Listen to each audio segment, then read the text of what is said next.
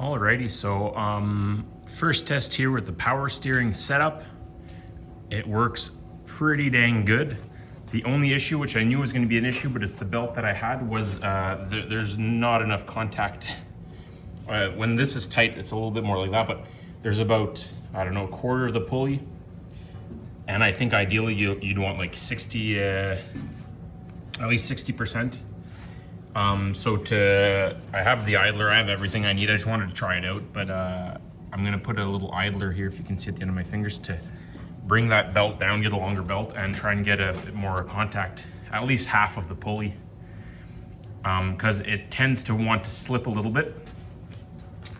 So I can explain the setup. So here I've got an orbital valve. This one I got off of Amazon, but you can get them anywhere. If you want to do it cheap, get it off of an old forklift or any kind of heavy machinery that uses these types of valves. So you have an in and out from your pump.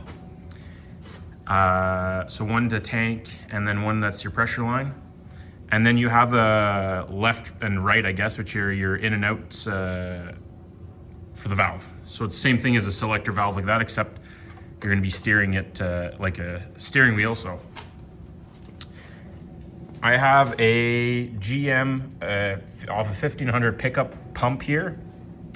I chose this one because they're easy to find. It has its own container, so I didn't need to make another container somewhere else.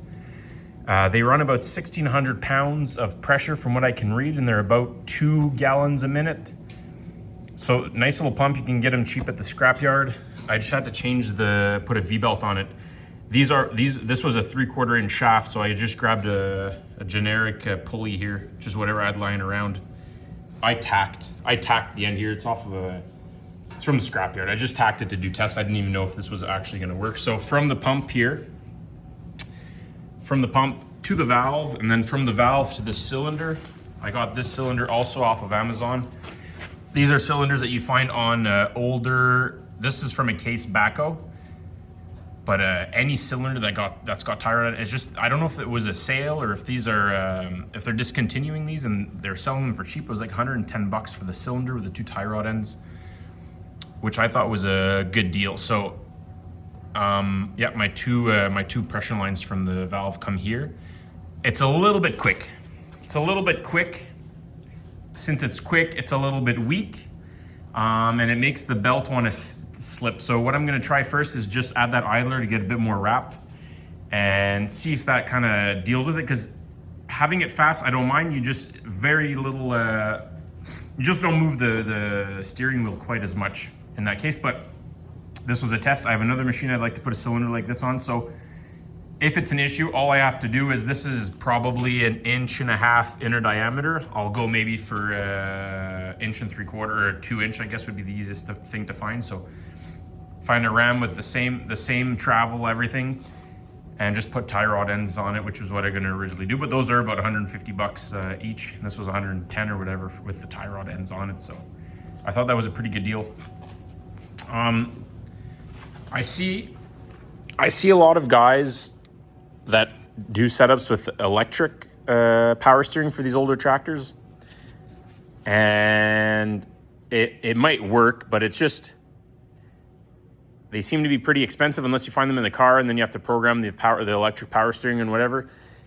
For these older tractors, I think this is the way to go, because it's bulletproof. Basically, this is what is in heavy machinery. You're always steering. You can also tee into this pump if you really wanted to. If you wanted to have hydraulics, this tractor has hydraulics already installed, but some of these older tractors don't. You could tee onto this hose here and just bring it to a control valve like this, have a power beyond valve, and then send it back to this. You wouldn't have priority for your steering. You could do the opposite if you wanted to, probably not priority on the steering. But at least you have hydraulics at the end of the row. You want to lift up your 3-point hitch or whatever. So, so far so good. I tested it for about 10 minutes and everything seemed fine. There was a cooler originally on this. I didn't install the cooler. I'm going to see how that does. This is substantially lighter than a pickup. So I'm hoping that it's not really going to overheat. And I have quite a lot of hose there. all that length of hose is going to help dissipate the heat and maybe help it cool down. So that's where I'm landed for the power steering. So if you guys want to do your own power steering setup here, this is about it. I just welded a plate to the axle, welded a plate to my my arm. This tractor had like a steering column that went into a gearbox there, that went to a pitman arm, that went back here into another gearbox down there. So there's a little bit of slack in each of those steps there. So by eliminating all of that, it seemed very tight. It seemed very nice. This is a weeding tractor. It needs to be quite precise. Like I said, it's a little bit quicker than I would have liked, but I'll add a bigger cylinder if I have to. That's not an issue. It's nice and responsive. Very happy with it.